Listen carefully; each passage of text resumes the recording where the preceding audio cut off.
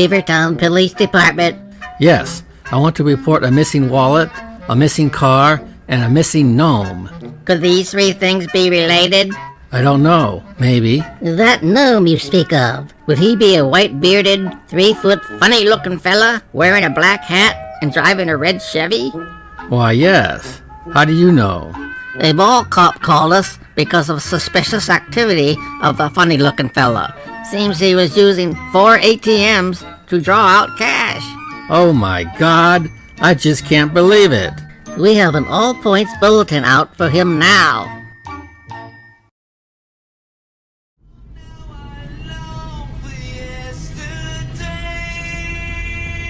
I am Dickel at Flocket. Yesterday, I was a normal, upstanding gnome, living rent-free with my pal Buzz. Free eats, free booze. Then I received a scam phone call from the IRS demanding money. What did I do? I took Buzz's wallet and car, withdrew $1,700. Then I gave it to the thief. I am Dickel at Flocket. Car thief, wallet thief, credit card thief. I am Dickel at Flocket, a fugitive. I am Dickel at Flocket, and yes, I do believe in yesterday. I do.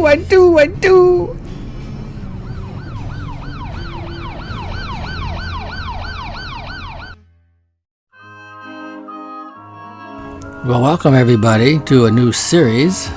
This is a 1934 Westinghouse model WR-24. Hot damn. You've probably seen this in an earlier video. I showed a bit of it. For those who didn't see that, I'll go through it again here. It's got 4 knobs here.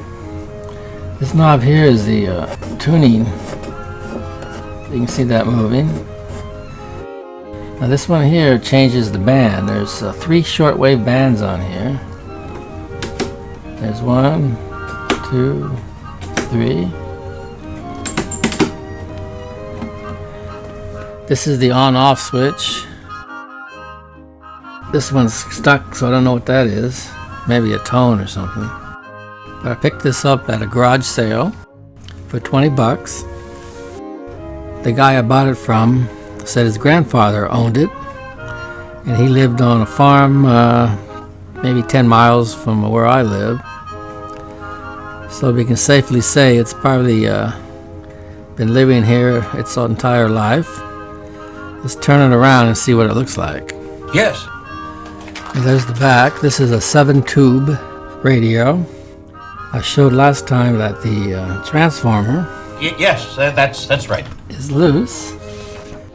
So I don't know if there's any work that's been done on this, whether the transformer is any good. It could be that it didn't work and somebody they figured out that that transformer is no good. We're going to find out today. These tubes here, this one says a Cunningham.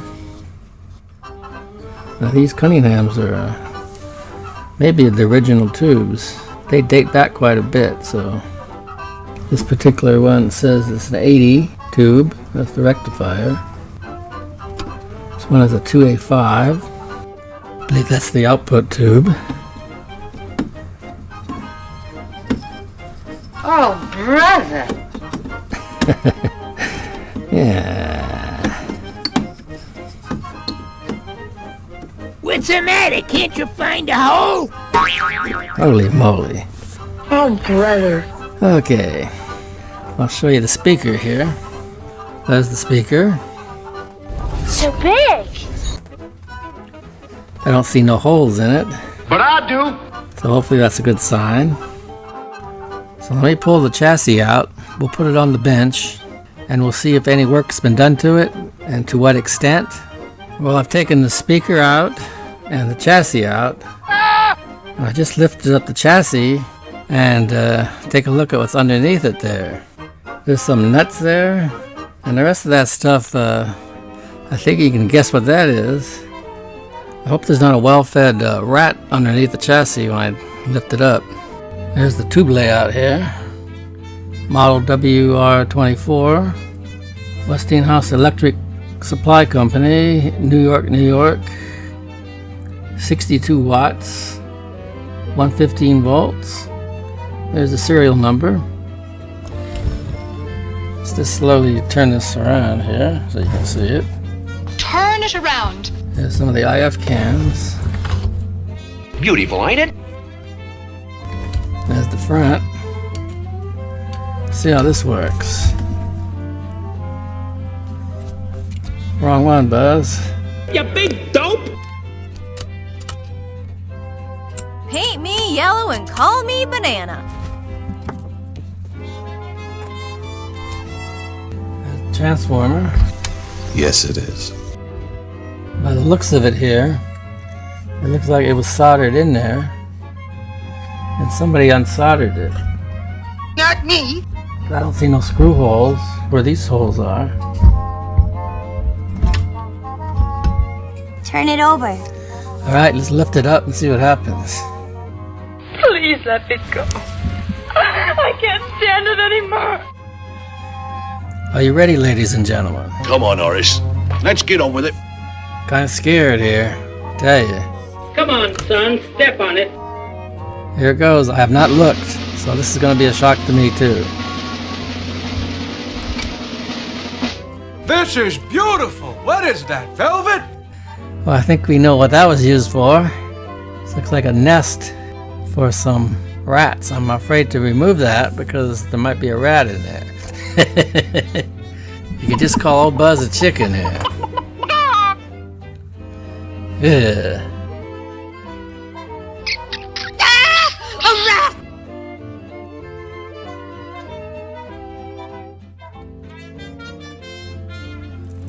So far, no rat.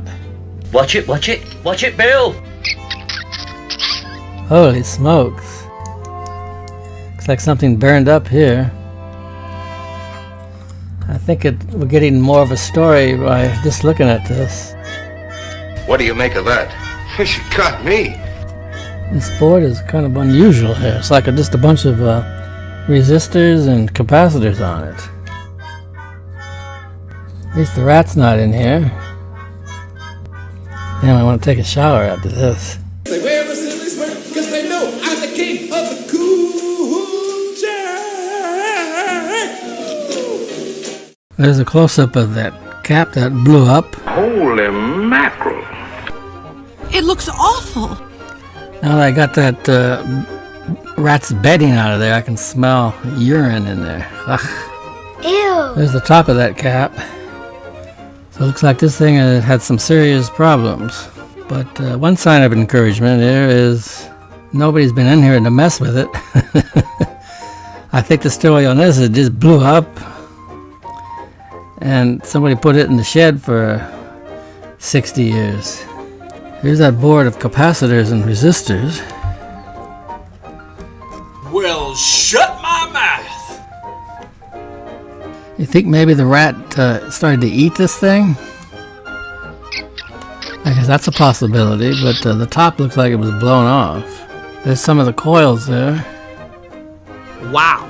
They look in pristine condition. That's good. Look at these boards. They almost look like circuit boards, don't they? You think they were onto something in 1934? Some smart guys at Westinghouse? Circuit board. These are early capacitors, but I don't even see any manufacturer label on them. Just like somebody just wrapped it up in paper and put some wax in there and called it done. All the resistors are dog bones. You can be sure if it's Westinghouse. Well, all in all, it doesn't look that bad, I guess. Just replace all the caps on there. I'll have to check out the transformer. Let me see if I can pull that out and we can plug it in. We gotta have some excitement on the first part, right? Since most of the wires were cut off, I just cut out the other ones, labeled them, and we're gonna just test the continuity on the windings. First we'll start out with the 2.5 volt windings. Now this should be a low ohm. I don't exactly know how much it's gonna be. Let's just see if this works. Okay, got 1.5 ohms. That's on my cheap Harbor Freight meter. Let's check the 5-volt windings for the rectifier. Clark, watch your language. 1.4 ohms. Looks good on paper, but we won't know that until we hook power up to it. Here's the high voltage windings. These are usually over 100. Looks like it's more than 200. Okay, well, we're getting 291 ohms. So if we take one of these and go to the center tap, we should get half of that. So about 140 something.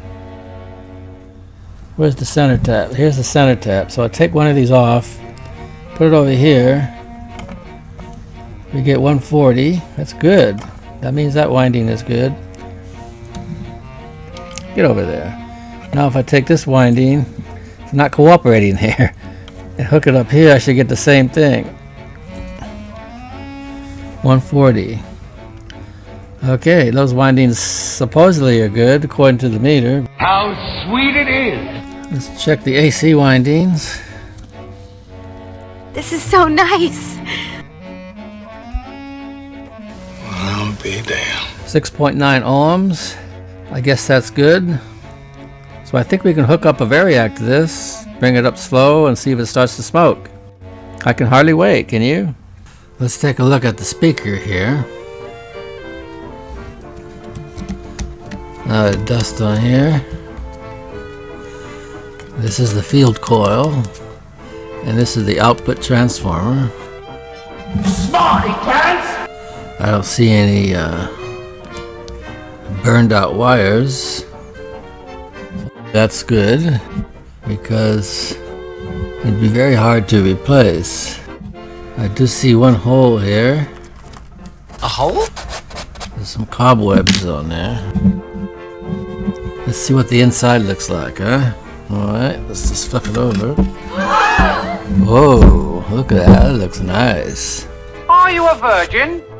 I beg your pardon? That's a virgin speaker there. That's never been out of the cabinet. The only holes are these ones here. Are those bullet holes?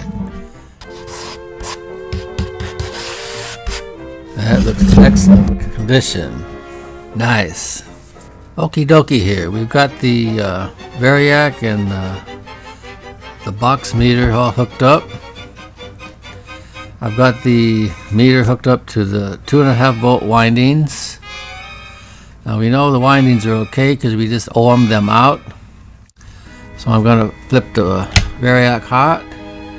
Going hot with the box. This is the voltage going in. This is the amps is drawing. And it shouldn't hardly draw any because there's no load on it. Since this thing ohmed out pretty good, I'm just going to go straight to 50 volts. You jerk! So we should see 2.5 volts here when we get to where we're going. I'm going to turn it up to about 75 and see if that goes up a little bit. There's something screwy about this! It just moves a little bit. So that's about 70 there. Let's go to 80.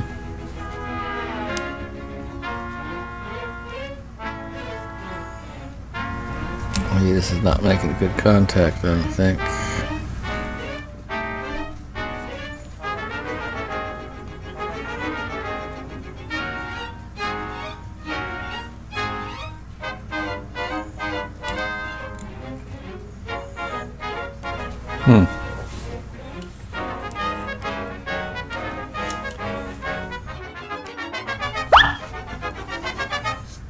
Oh,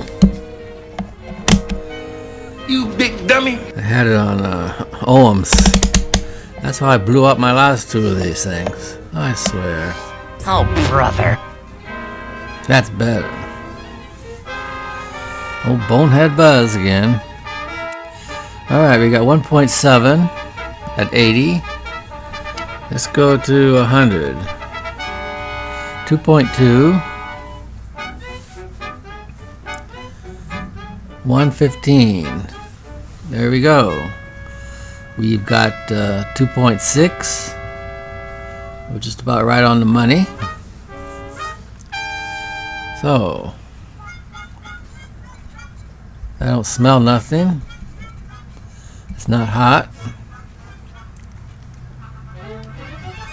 Let's turn this down.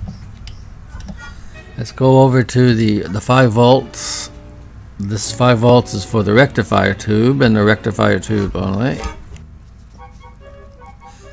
So we'll just go straight. Let me go straight to 50. 2.3.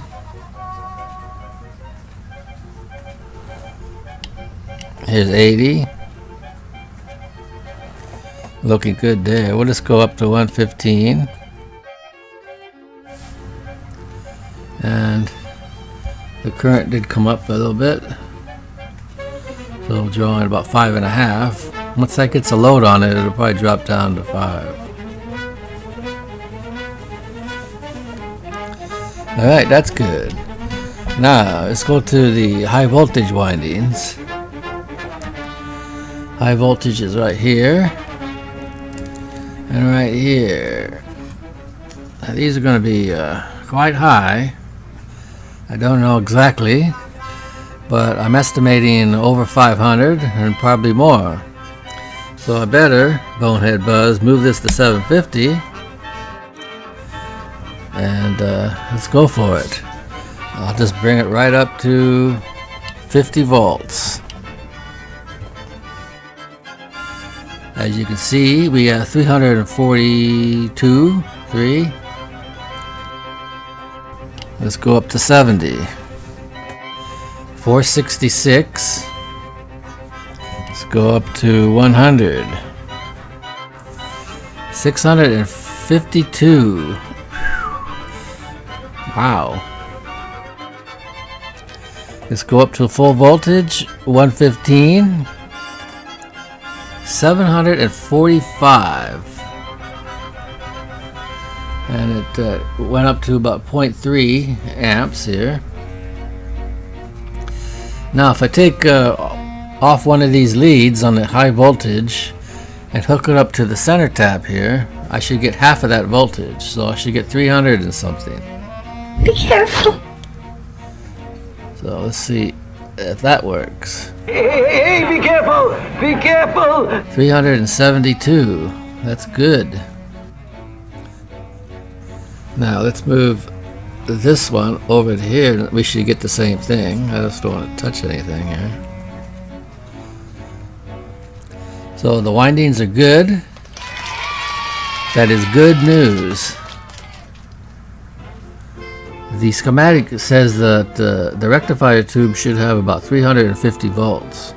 So what? So this is measuring about 370 with the tube and stuff hooked up on it. It'll probably drop down to just about right. Wonderful, wonderful. So we are good to go here. Well played, old man. Go. Turn this off. Come on, touch me. It's nice and cool. As you can see here, the transformer was soldered onto the chassis at the factory, and somebody had desoldered it. Who did this? I'm not going to solder it back. I'm going to maybe drill some holes and put it in the right way. But these wires need to be replaced. They're kind of stiff here. And this one's got the insulation completely off. These 2.5 volt thick ones here, those look okay here, but here's the AC coming in from the wall. Those need to be replaced. And the high voltage wires with the center tap could use some new wire on there. So I'm going to rewire this and to see what capacitors I need. If we're lucky, maybe by next week I'll have the tubes in. I ordered the rectifier tube was blown. My tube tester doesn't test those weird old type pins, but I did test the filament pins on the other ones and I got a reading, so hopefully those work. If not, I did order a few more in case the ones already in there are bad or something, so we should be good to go once I get some of the capacitors replaced to put some power to this. Thanks for watching, hope you enjoyed that, and hopefully we'll see you next week. Take it easy. This is Buzz.